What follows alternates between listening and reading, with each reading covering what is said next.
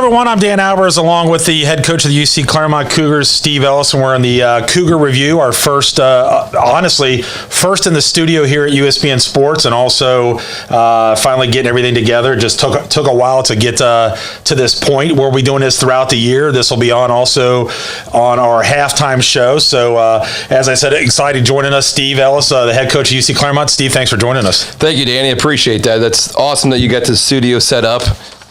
Big things to come for you. Yeah, absolutely. And this is going to be fun to do. And I'll tell you what, Steve, I'll be honest. We probably hit the tail end of the COVID at the end of after your tournament, I believe, last year. You guys, let's talk about that real quick. Is you guys last year were 24-5. You had 2 All-Americans. Just a great run, great thing. And you guys unfortunately got knocked out in the first round. But shortly right after that, everything got shut down, and a lot of March Madness got shut down. And how weird was that all happened shortly right after your tournament? Well, it was really weird because it happened like that. We came home on a Tuesday, and it happened like that Friday.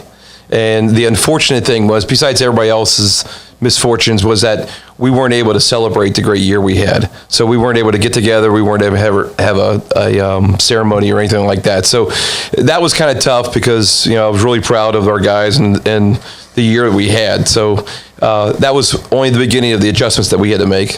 Yeah, I mean, it was just just a crazy time all the way around, not only with just basketball, but just life in general. I mean, it was pretty much shutting everything down. But let's kind of fast forward to now. We really didn't know what was going to happen. A lot of teams were canceling their season. Schools were canceling. I mean, football, we weren't even sure football was going on. It ended up happening. There, a lot of things going on with if someone got sick or COVID or whatever. So talk a little bit about that with the uncertainty of not knowing what was going to happen with your season, and then additions, subtractions on your roster. Well, I tell you, it's been basically day to day. And we started back in September, practices, but even though our schedules were pushed back to January, so we were slowly going through our practice schedule, and as predicted, COVID would come in, and we've gone through 3 different quarantines. We were able to get 1 scrimmage in against Thomas More, but now we're just coming off our 3rd quarantine, and our season starts actually this coming Monday, and so we've only been out of quarantine. We're going to have 4 practices going into our first game. That's not good. No. We're out of shape, and we've got to try to get back in shape and get back to midseason form as quick as we can. Well, and I know that you and I have kept in touch and talked throughout this, and you're, like you said, your schedule was one thing, and now it's changed and it's kind of limited. But at least you got a season, and you got some of your guys that you got back here. Let's kind of go over some of the guys I know. You got David Hunter that's coming back off last year. Let's talk a little bit about David Hunter. Yeah, David from Scott High School over in Kentucky, and David had a great freshman year coming off of, he was either first or second in the nation in steals, and he's a big part of our team. He's got a motor that won't stop, and so we're looking for great things for him this year. And then you got David Hunt. You got Greg Marsh, too. Great job, point guard last year. He's done a great job ever since he's come in. No question. So he's our 3rd year coming back, point guard, which is huge for a coach to have. He knows the offense. He's the coach on the court. He's the captain. He was up in the top 5 in a lot of categories, assist and everything like that for a point guard. And so we're really excited about Greg and leading this team for this year. And then you got English Dowry. He was with you for a little bit, then he left and he came back, and he's giving you a lot of solid defense, playing really well, and it's always nice to see him on the court. Now, English is a great kid, but he's a great leader on the court. He plays really hard. He knows the game, and I think a lot of guys are learning a lot of stuff from him. And then you got a guy that was hurt last year, was Christian Cole Morgan out of Goshen High School. He was hurt. He'll come back, so talk a little bit about him. Yeah, so Christian is a good shooter from Goshen High School, and I'm real happy that he's able to get through his knee injury, and come back. He can certainly shoot. Unfortunately, he's going through a little COVID stuff right now. Oh, wow. But we're going to get him back for whatever limited amount of games that we can play this year.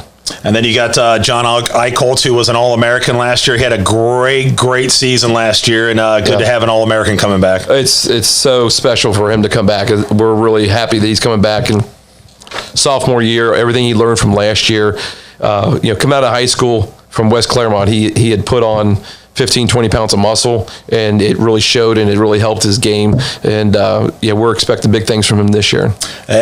One guy here that we're going to talk about now is Jackson Gregor. I tell you what, he was one of those guys that took a little bit to get going, and when he got going, man, I'll tell you what, towards the end of the season, man, he gave you some really, really good quality minutes. He was a big spark off the bench, both in shooting and that he could rebound and just, provide depth for us. And we're hoping that's the case again from this year.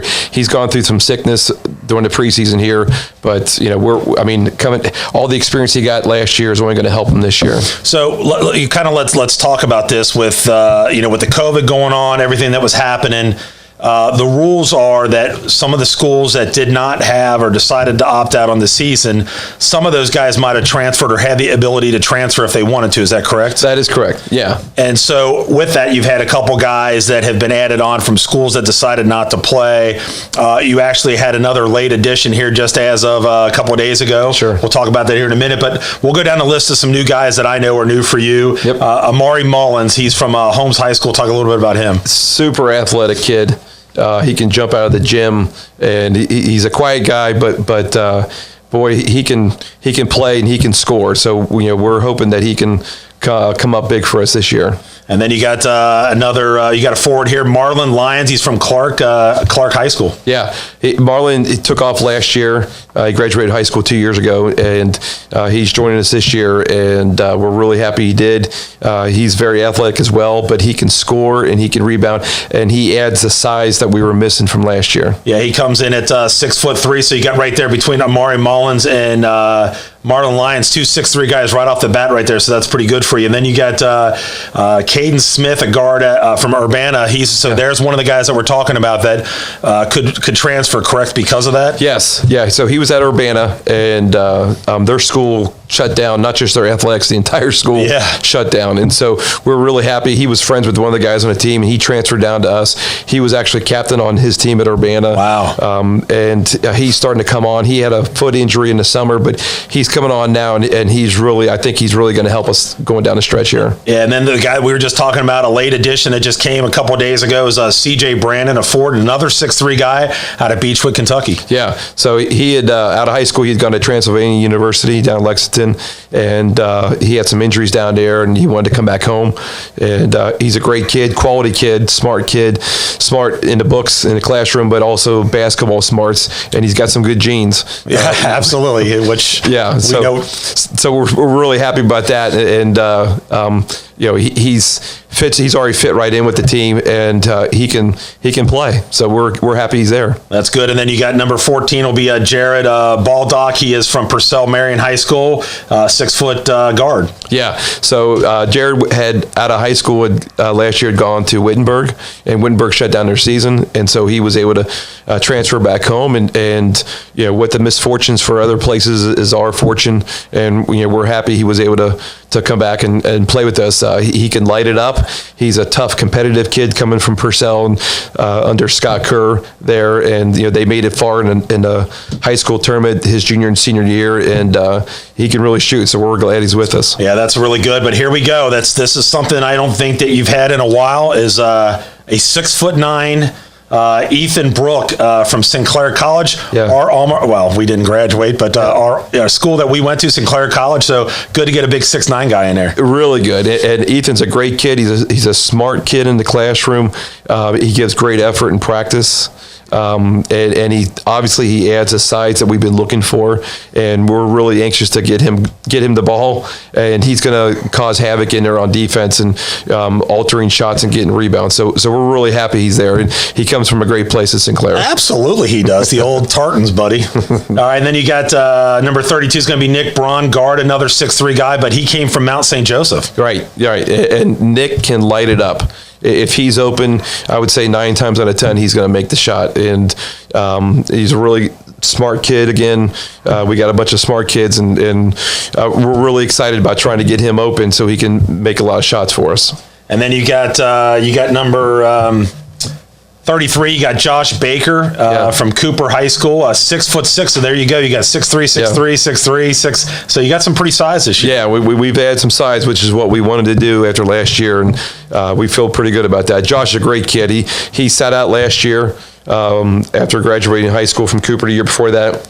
He actually came to some of our games, and the story about Josh is that during the pandemic, early on in March, he did nothing but lift weights in his basement, and he put on 20 pounds of muscle. Wow. Yeah. Wow. So we're really excited about him. He's starting to come on. He's learning our system. Super smart kid, really nice kid. He fits in well with our team. All right, and then we can't forget about all your assistant coaches. You got Doug Ast.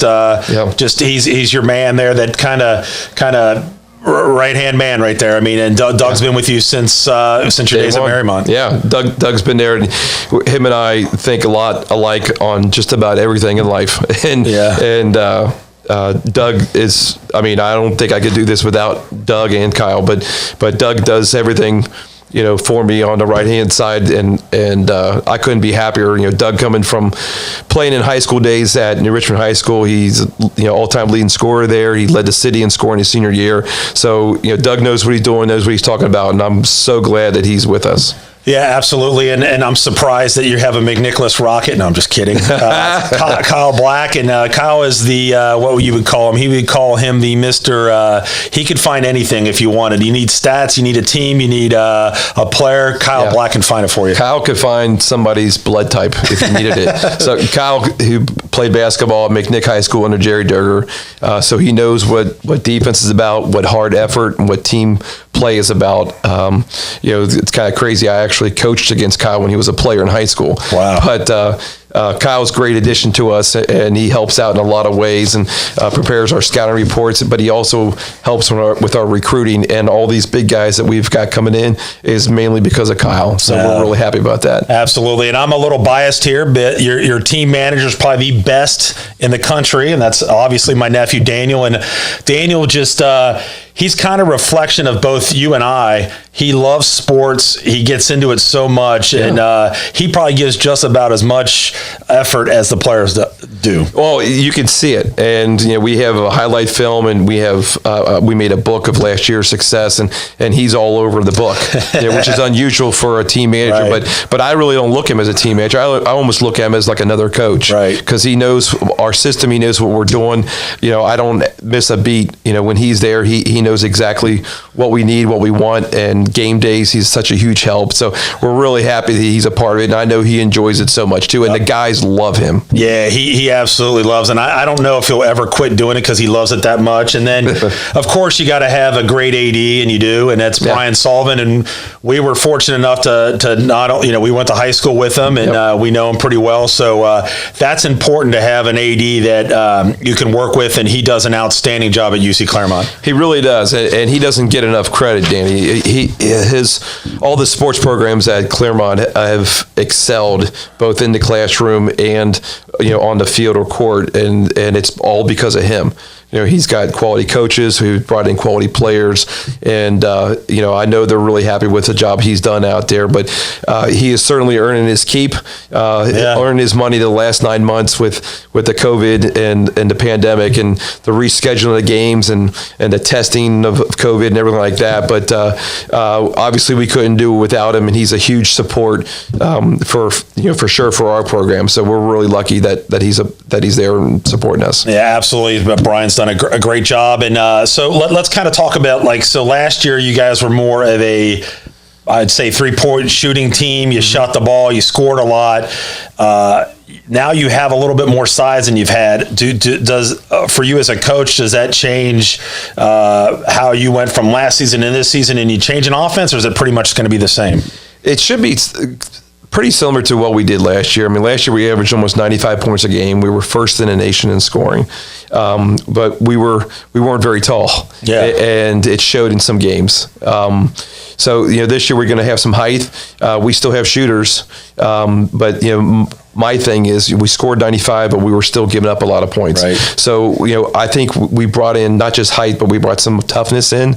And so we're going to be able to hopefully, knock on wood, limit, the other team on getting to the hole or getting second and third shots, because we didn't have the size last year. Now this year we do. Well, and how are the guys been so far this year with just the late start? I mean, usually I think you and I were talking right around Christmas or something that by this time you already had 10 games in maybe or something like that. It was a weird number, and now you're just getting ready to start your first game. Yeah, it's crazy because Monday is actually the 1 year mark of when we beat Bryant Stratton. No way. Which was a huge win for us, and I think that put us at like 13-2.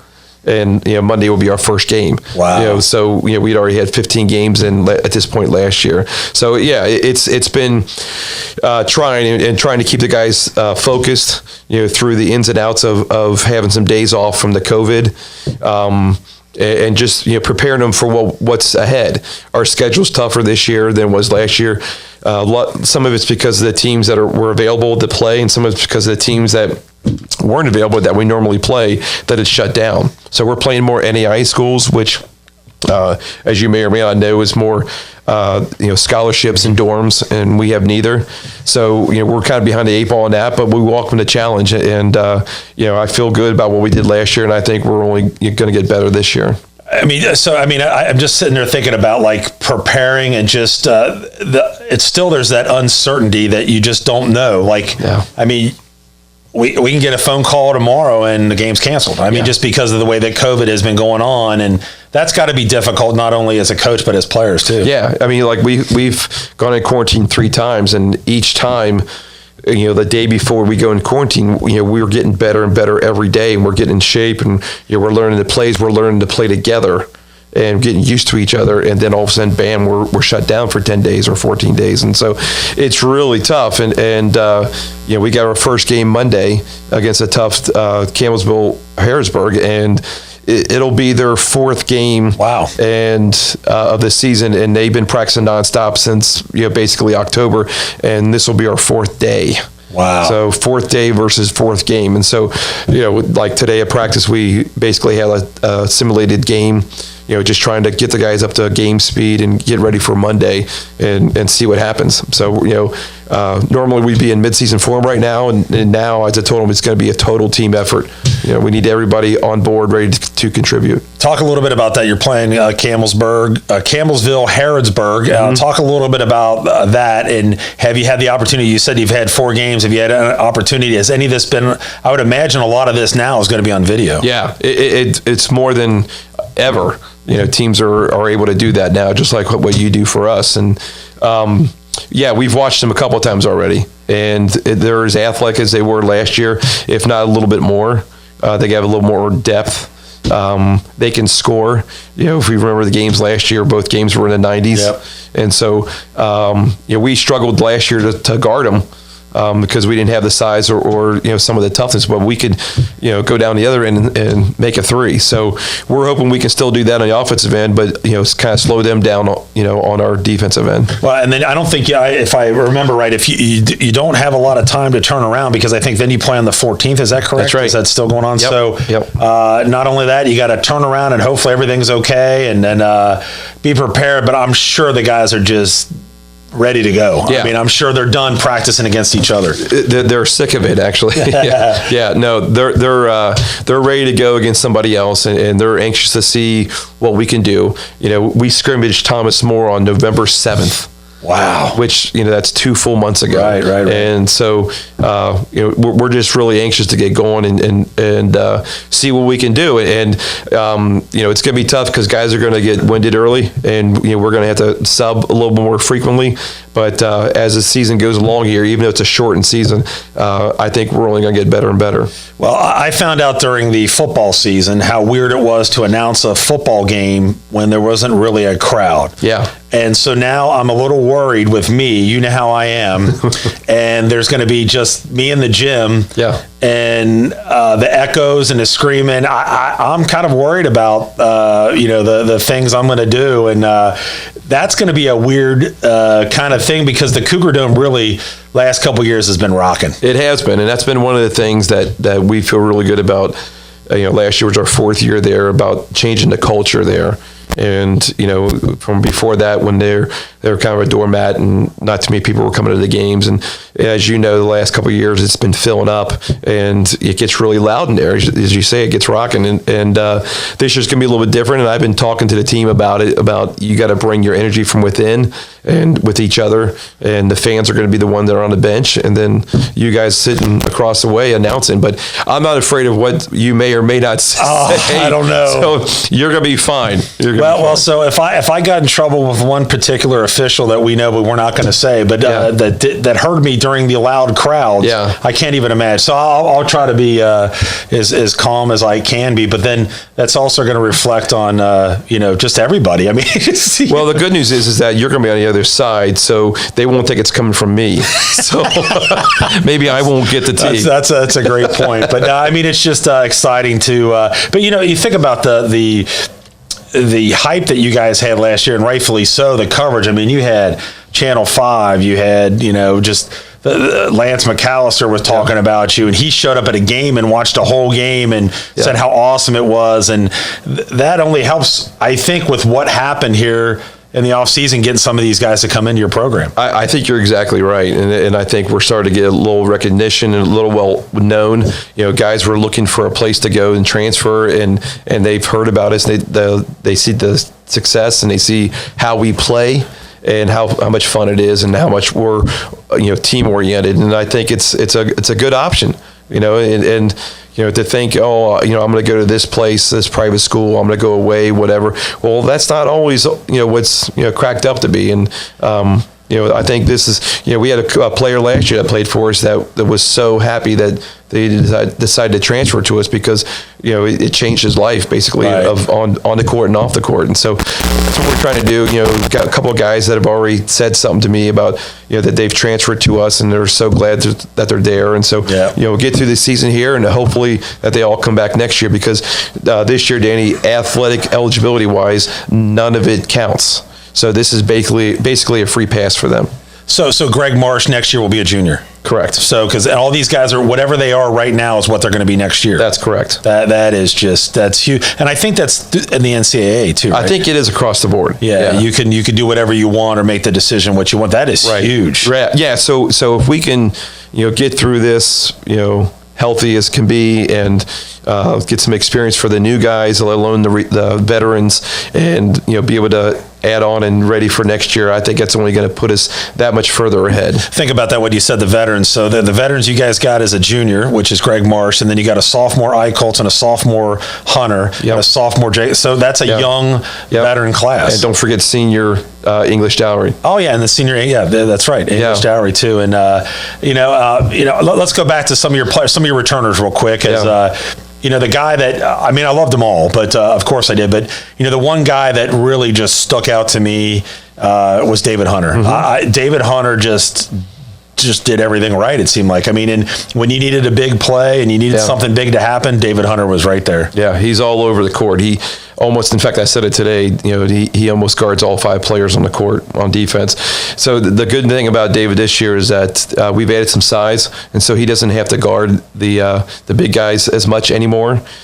He still can, but I think hopefully that's going to help limit his fouls, because there were some games last year he got in foul trouble. But he can really handle the ball too, and he's really strong going to the basket. So we're really excited, because I think he's a bad matchup, and I agree. And how athletic he is, and he's improved so much and got so much stronger since high school.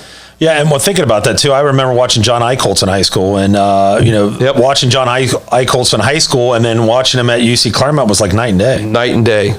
Yeah. And I knew John, and he's a good kid, and I'd heard a lot about him. And I went and watched him 3 or 4 times, and I knew he could shoot a little bit, but it was a pleasant surprise what he was able to bring.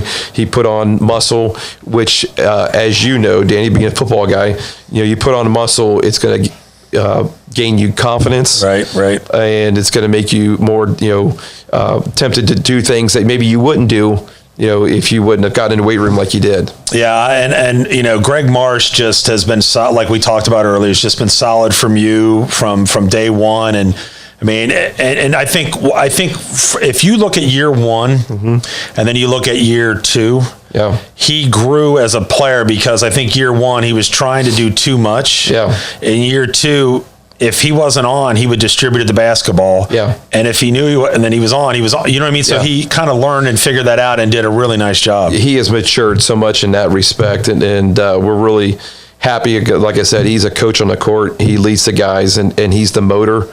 All those things you want to say, and what he brings to our team is invaluable. And what he can do for us on both ends of the floor, but just distributing the ball, and he can also shoot. He's worked really hard on his shot, and so he's not just a point guard; he's a shooter too. Yeah, and then Jackson Gregory again. He really played well for you at the stretch, and bigger guy that can go out there and can shoot it. And he if he continues to get stronger too, he's going to be tough too. No, again, another bad matchup. Yeah.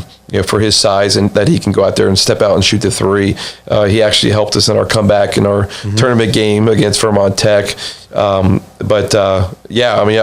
really happy that Jackson's with us again. And again, here's guys that improve so much once they get out of high school. Yep. And to look at where they were 2 years ago to now is pretty special for them, and they're just gaining momentum, gaining confidence, and it's only going to pay off for them this year and beyond. Well, and I'll tell you what, the special guy too is English Dower. You think about what he started a couple games or maybe one or two, I'm not sure, but he didn't sulk, pot, cry, anything like that. Yeah. Every time he came in, he gave you solid minutes. He's a really good defender. Play good on defense. But I'm trying to remember what game it was. I want to say it was Brian Stratton, but I can't remember where he just came in and it wasn't a lot of minutes. But when he came in there, it kind of gave you guys a spurt and gave you a run. I think you're right. I think it might have been that game because we had gone.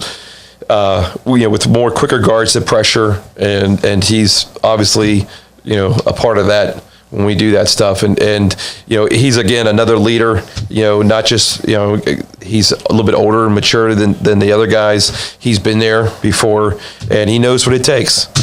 I left practice today. Those two guys, Greg Marsh and English, they were still there after I left practicing. Not surprising at all. And so so one thing before we get off here, we're going to try to wrap this up here real soon. Is there's other people too that I want to mention too. Is your brother Greg, Cameron, I believe your stepson is on there.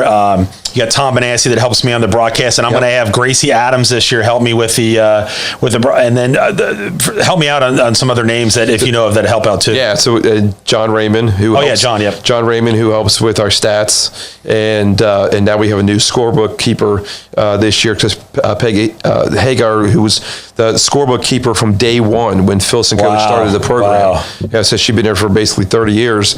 But this year we have Steve Martin. All right. Who just retired as a judge. Statman, who helps with the football broadcast with you. He's going to do our scorebook. So, I feel really good about the guys we have across the board. Ryan, who does the clock. So we're really happy. And, I think, I'm so thankful for everybody, including you and everybody that goes along with it, because it just makes us look so much better than other places that we play. We look like we know what we're doing. We look like professional, high-level college team, and teams walk away really impressed with who we are. Yeah, I'm really excited, and so we're gonna come up there tomorrow during your practice, kind of do a test run to see where we're at. I think that'll be kind of interesting to see how that whole setup is. But I think it's going to be good, Steve, and I'm glad that we can do this podcast, and hopefully we'll be able to do this. We need to try to do it so I can have something to be shown at halftime of some of your games. But I think that everybody will enjoy these podcasts. Yeah, I think they will too, and I think a lot of families they've been asking their sons, and asking me, can we come to the games? Can we not come? And unfortunately, right now for us, that's not the case. Now, not to say that other schools, are not allowing fans. Maybe they do, but at least they're going to be on live stream. So at the very worst, for our home games, they're going to get a great feel for being there without being there through you and Tom announcing the games and just getting a feel for who we are and being able to cheer even though they're not there, because I know you're going to be cheering for them. I'll be going crazy. But the thing that's going to be really cool is we haven't brought it out yet for this year for your broadcast. We did earlier for volleyball. Yeah. We got a new streaming company that now we tested it out and you got to see it during football. Yep. Is we're able to do a halftime show now. We're able to have the score down at the bottom so you see it at all time. Yeah. And then we're also going to be able to do replays. So if there's a nice play and we got a timeout, we're going to be able to show that replay. Awesome. And again, we could use that at any time. So I think that feature that we're going to have of showing the replays and the interviews and all that stuff is really going to take it up a notch too. And I'm looking forward to doing that too. And I'm telling you what, Gracie Adams does an unbelievable job. She helped me out and she's going to try to help us out this season. So that's awesome. So am I going to be able to like look over you to get confirmation whether or not that was right or not on the call or the shot or anything? Yes, you will. No, that's great. No, I'm really happy that you're able to do that, and I think it's only going to add even more, especially this year with the parents and families and everybody involved not being able to come to the games. So I think that they're going to be really excited about it, and I can't wait to watch those games afterwards. Yeah, I'm looking forward to it too, Steve. So we're going to go ahead and wrap it up here from the Cougar Review on the Big Guy Sportscast on USBN Sports. So for Dan Albers and Steve Ellis, we will catch you hopefully maybe Tuesday night or after Tuesday night. We'll give a podcast. So we'll catch you back then.